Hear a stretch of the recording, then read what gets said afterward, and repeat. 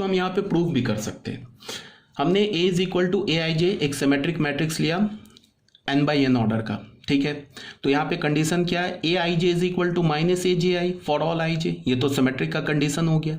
अब अगर मुझे डायगोनल के एलिमेंट पे जाना है तो उसके लिए हमें क्या करना होगा, या तो आई को जे से रिप्लेस कर दो या तो जे को आई से रिप्लेस कर दो, because i is equal to j होता है। तो यहाँ पे हमने क्या कर दिया, जे को आई से रिप्लेस कर दिया, यहाँ भी जे को आई से रिप्लेस कर दिया, तो हमें क्या मिल गया, a i i is equal to minus of a i I.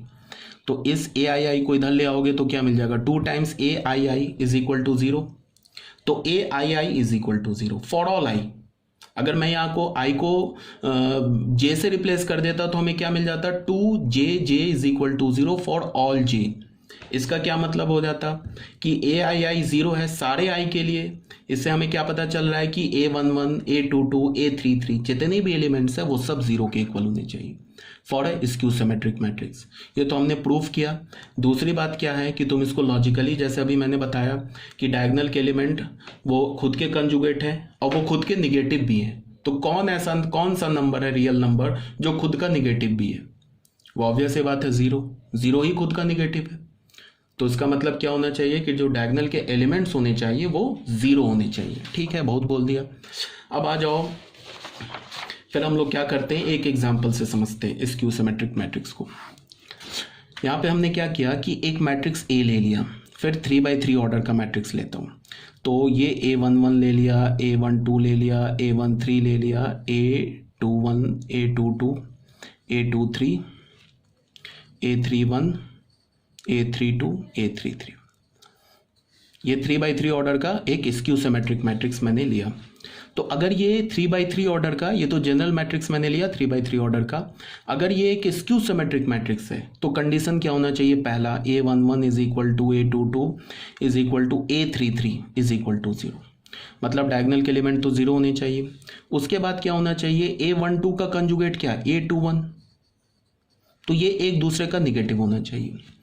A13 का कंजुगेट क्या है, A31, तो ये भी एक दूसरे का निगेटिव होना चाहिए। A23 का कंजुगेट क्या है, A32, तो ये भी एक दूसरे का निगेटिव होना चाहिए। अगर ऐसा है तो हम क्या बोलेंगे, अगर इस कंडीशन को ये A मैट्रिक्स सेटिस्फाई कर रहा है तब हम बोलेंगे A is a skew symmetric matrix. Clear है बात।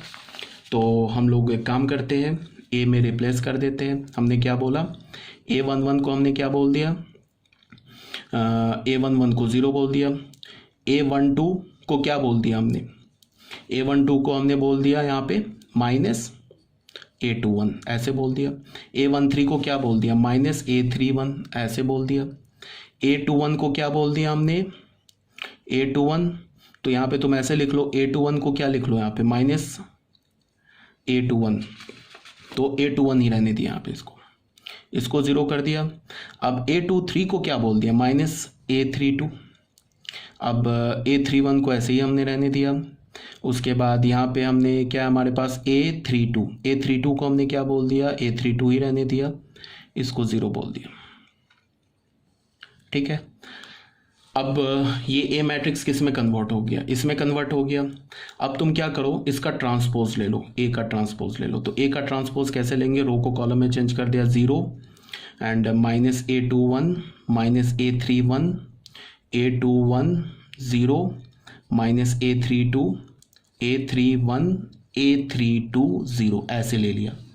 यह आ गया A ट्रांसपोज। यहाँ से हमने क्या लिया, माइनस ऑफ A ट्रांसपोज ले लिया। तो माइनस लेंगे तो क्या करेंगे, हर एक एलिमेंट के पास जाके उसको माइनस से मल्टीप्लाई कर देंगे। तो हमें क्या मिल जाएगा, ये 0, ये क्या मिल जाएगा, माइनस A21, ये क्या मिल जाएगा, माइनस A31, ये हो गया A21, ये हो गया 0, ये हो गया माइनस A32, ये क्या मिल गया A31, ये हो गया A32, ये हो गया 0। अब तुम इस मैट्रिक्स को देखो और इस मैट्रिक्स को देखो, ये आपस में इक्वल है। तो यहां से हमें क्या पता चल गया, A matrix is equal to minus A transpose. This implies that A is a skew symmetric matrix.